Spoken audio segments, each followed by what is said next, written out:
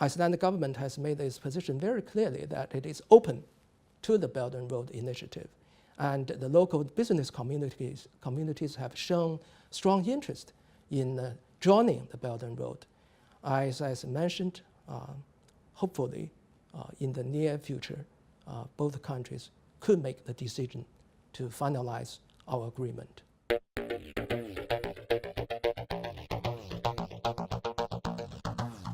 Ísland og kínverska alþýðulýðveldi kom á stjórnmálasambandi 1971.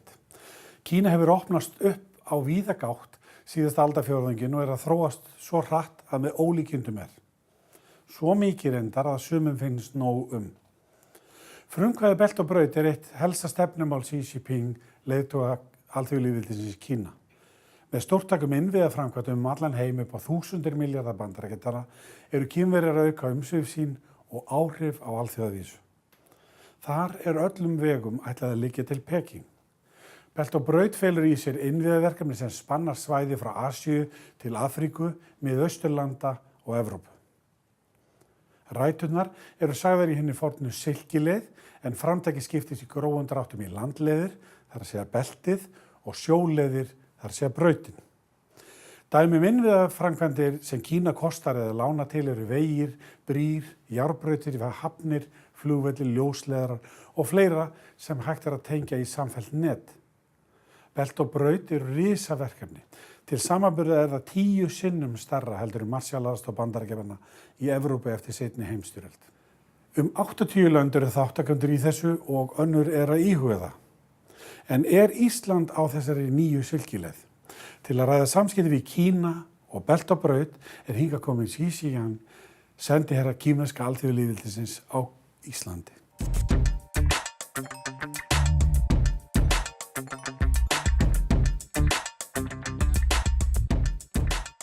Velkomin.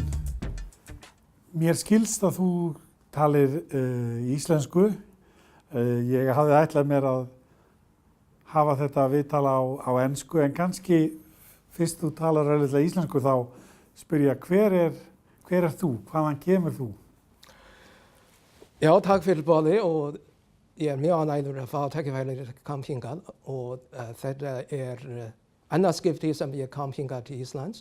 Ég kom hingað sem kínverski sendiherran í janúar á síðasta ári og á tímabili frá 1985 til 91 var ég fyrst student hérna í Háskóla Íslands og stundanámi í íslensku fyrir útlendinga og líka á enskudeildinni og frá 88 var ég hérna í kínverska sendiráði sem mjög ungur diplomat og sem sagt mjög náinn við Ísland og Ísland getur verið kallað svona þjóð sem stundanámi og líka svona byrjað með diplomatic career. Og ég yfirgaf hérna landinu í 1991 og síðan hafði ég tækifæri til að vinna á ýmsum mikilvægum stöðum eins og svona í kínverska sendiráðinu í Bretlandi og í konsulat í Chicago á Bandaríkjunum og líka í Kaupmannahöfn af Danmörku og líka hérna í Christchurch af Nýja-Sjálandi og líka í höfuðborg kínverska utanríkisráðuneytinu vann ég hérna aðstoða protokollstjóri eins og svona mikilvægum stöðum. Þá hafi ég ýmsa svona reynslu sem diplomat og senior diplomat og það mjög gaman til að fá tækifæri að koma aftur til Íslands. Þú talar góða íslensku. Takk fyrir það. Like I promised, we will conduct the interview, the remaining of it in English. I wanted to ask you about China's Belt and Road Initiative, and if you could a little bit explain for the audience what that initiative is and what it is about. At the year 2013, Chinese President Xi Jinping made a proposal of building the Belt and Road.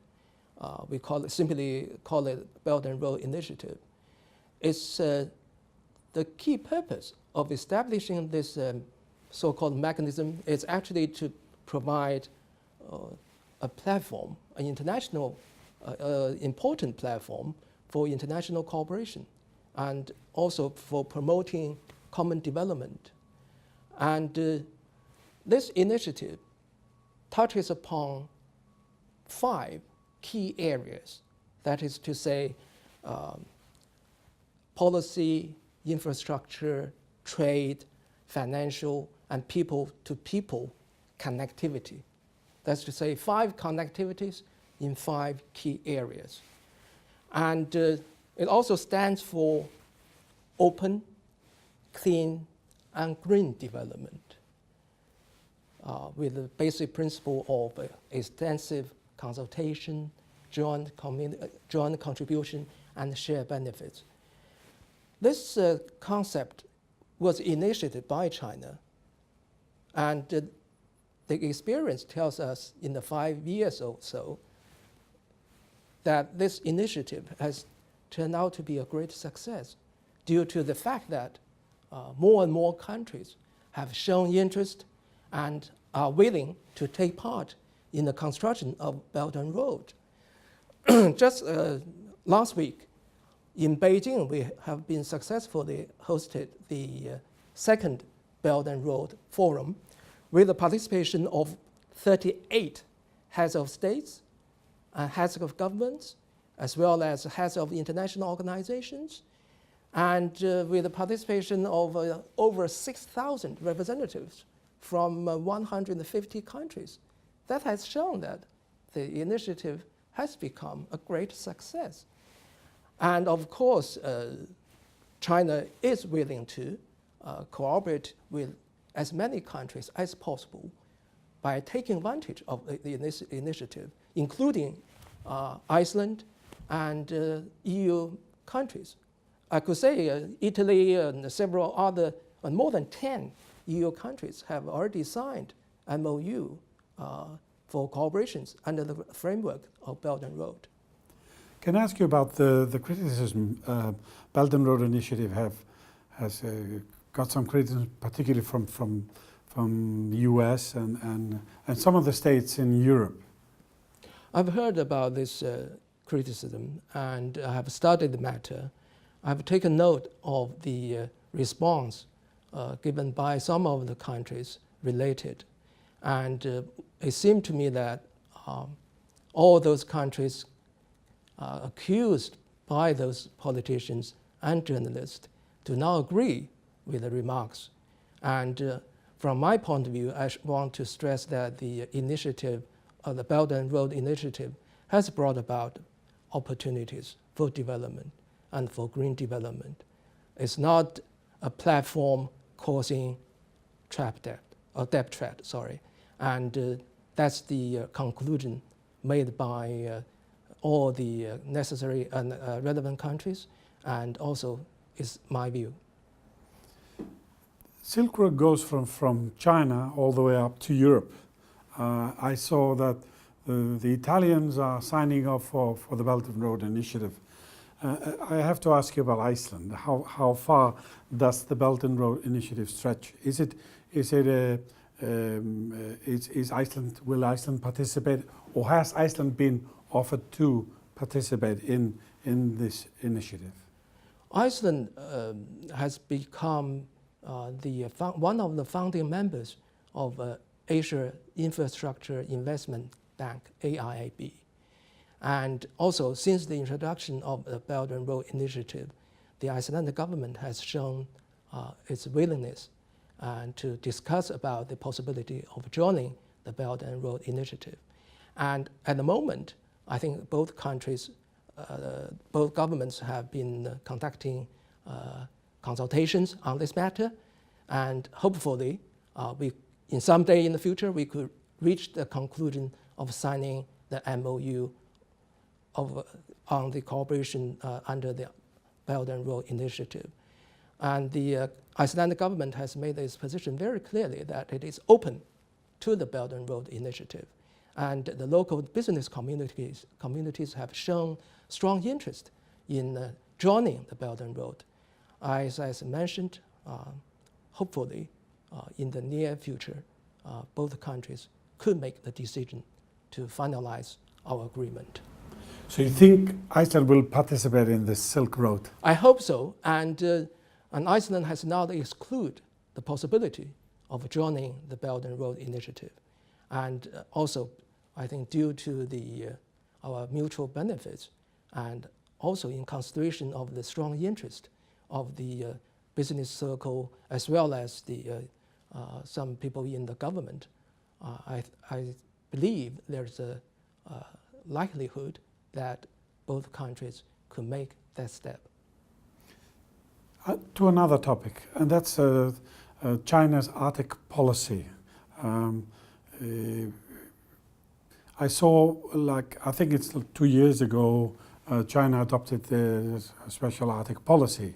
Could you elaborate a little bit on that? Yeah. Why does China have an Arctic policy? Yeah. First of all, if you look at the location of China, China regards itself as a close to Arctic state. And due to the special position of China, such as a big country, a member of the UN Permanent Security Council, we shoulders our responsibilities in securing peace and promoting development in the Arctic region. So therefore, we have a lot of interest in that area.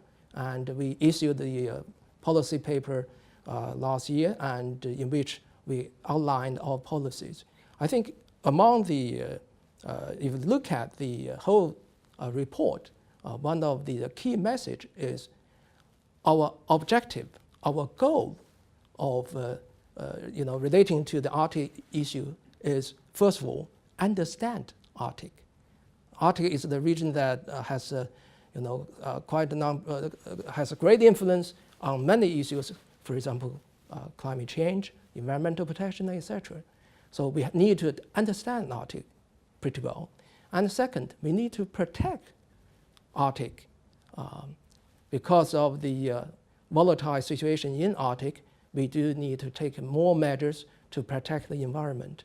And third goal is to develop the Arctic region in a lawful and in a rational manner. That's to say, when we talk about, for example, the exploration of natural resources, we have to be careful. And we have to rely on the cooperations with the international partners. And the fourth goal is to take part or to participate in the governance of the Arctic, because there are many issues related to Arctic, and China do see the reasons to take part in all the relevant matters relating to Arctic region. Are we going to see more activities of China in the Arctic in the coming years? In the past, we have sent our icebreakers to conduct scientific research. We have set up the research center in Norway as well as here in Iceland, in northern part of Iceland. And in the future, due to the needs of having a better understanding of the Arctic region, we will definitely continue with our practice. I cannot assure how many, but we'll definitely want to do what we can for the benefits of the whole world. Can I ask you about the bilateral relationship between the countries? Where are the biggest opportunities in cooperation between the countries? And in the past, our two countries differ with each other so much in terms of the size, population, territory, in terms of the development level, as well as social systems. But our two countries managed pretty well in developing good relationships, since the establishment of diplomatic ties. And if we think about the biggest opportunity, in my view, is to take part of the opportunity to look at the opportunities created by the Belt and Road Initiative. This is the most famous or the best public goods in the world, with the participation with already over 150 countries and international organizations. Why not we lose this opportunity? And by this initiative, we could look at the matter of the Polar Silk Road, for example, the new shipping route via Arctic region. We could look at the matter of direct flight between our two countries, and as well as we could look at the various other opportunities, such as in the high-tech industry, in innovation, in the on the issues dealing with the climate change, environmental protection, sustainable development, and as well as e-commerce, etc., etc. So I do believe that we do, if we make the right choice, right decision, we could make a difference in our relationship in the future. Ambassador, thank you very much. My pleasure. Tough and me.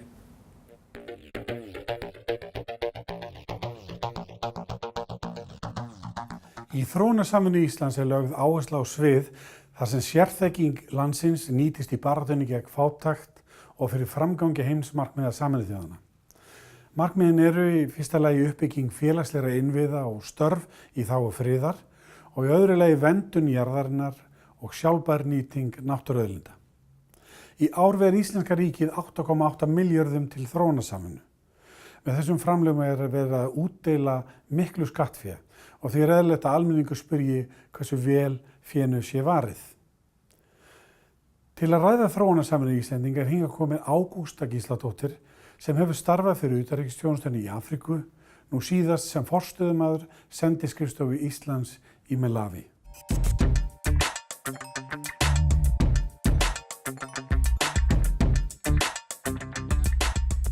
Velkomin Ágústa. Kannski fyrst, hver Ágústa Gísladóttur? Ágústa matvælafræðingur að upplagi, en samt bændastelpa og sveit sem endaði svo í fiskimálum og var lengi á Ísafirði, rannsóknarstofnun fiskinarins og svo þaðan stökk til Afríku.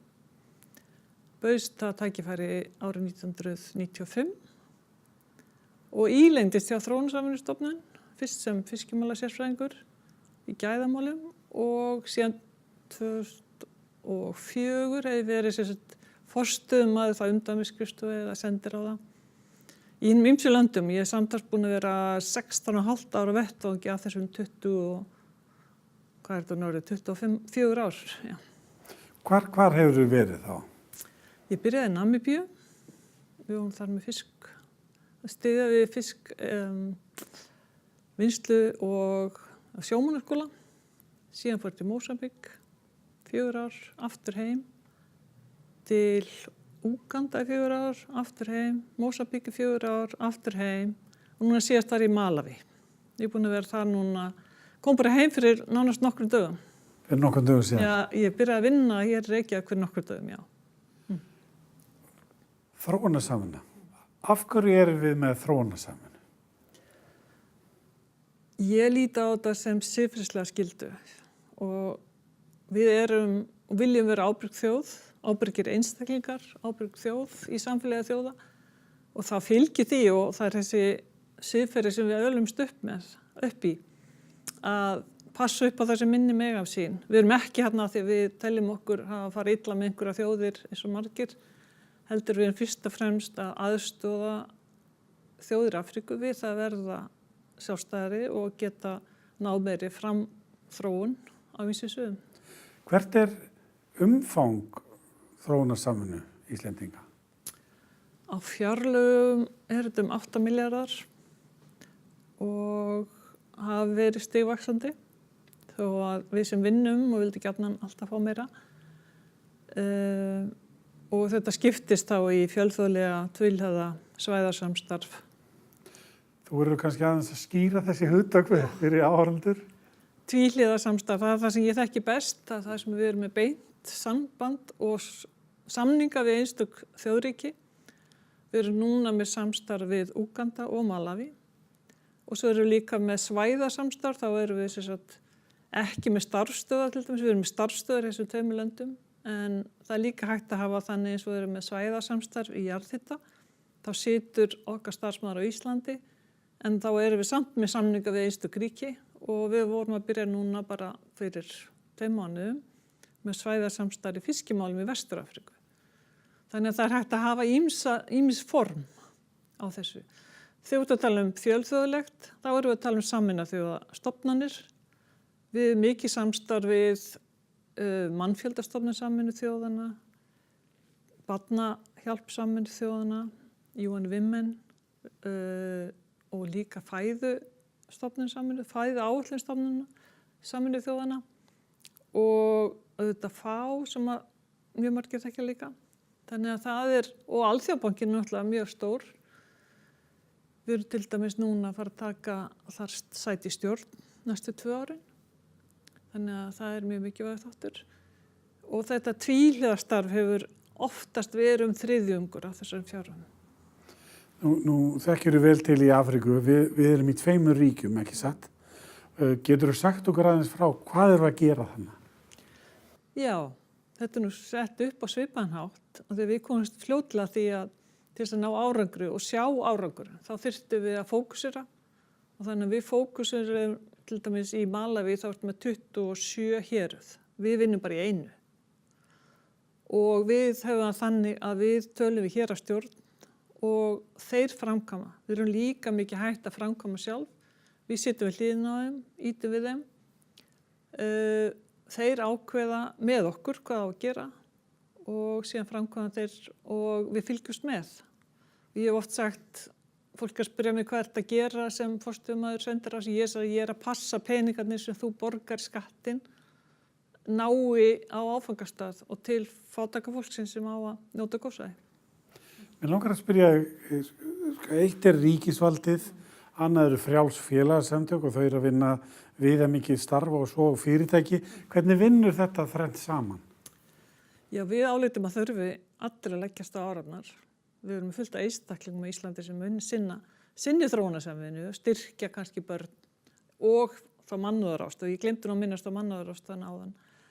En við höfum verið að hvetja borgarasamtök og atvinnulífið til þess að taka meiri þátt og lengi hefur til sjóður þar sem að borgarasamtök hafa getað sótt mótframlag, þau þurfa að leggja fram og svo kemur mótframlag frá utanríkisráðuneytinu og með því að sýna þeir séu með ákveðin verkefni og skila skýrslum. Og það hefur gengið mjög vel. Það komin hópur félagasamtök sem orðin ansi sterk í þessu sviði. Á síðasta ári var ákveðið að útvíkka þetta til atvinnulífsins, þannig að nú geta einkafyrirtæki eða sjálfseignarstofnanir sótt í sérstakan Hins markmiðasjóð ef að þau hafa samstarfsaðila í þróunarlandi og vilja til dæmis verið í atvinnusköpun, þá hægt að fá mótframlag, þá 50%. Af því að ég veit ekki hvort þú fylgdist með þegar ráðherra var að heimsækja okkur að auðvitað kemur það alltaf upp í umræðinni að þetta líka verið með atvinnuskapandi verkefni. Við höfum verið meira með þjónustu og hjálpa þá héraðsfólki að veita þjónustuna sem fólki á rétt á. En við merkjum mjög mikið atvinnuskapandi verkefnum. Nema skólamáltíð, það var nú mjög skemmtilegt að það heimaræktaðar skólamáltíðir í þessum skólum, mörgum þeirra, þar sem að þau taka hráefnið og það fólk í nærumhverfinu sem fær að selja hráefni í skólamáltíðinni í staðinn fyrir að kaupa það alltaf annars staðar frá. En það mjög mikilvægt að skapa atvinnutækifæri og það ekki nóg að mennta krakkana, þau verður líka að fá hvað að gera. Og ég talaði fólksfjölgun, það mjög mikil fólksfjölgun í Afríku, kannski einum of, við þurfum að hægja á henni. Og besta ráðið til þess fyrsta lagi að fólk trúið að börnin að lifi og annars vegar að mæðurnar verði efnahagslega valdeldar. Kona sem kom með vinnu, peningahendurnar, hún mjög fljótt á hún ekki lengur 7-8 börn. Við sjáum það bara í Íslandi. Ég hef skoðað mitt ættatal fram í aftur til 1700 og alla mína formaðir áttu 10-12 börn. Þangað til að mamma mín átti bara 9, en svo þá fór eitthvað að gerast. Verkefnið næg? Það eru óþrjótandi. Ágústa, kærar þakkir fyrir komuna. Takk sömuleiðis, það var gaman að koma.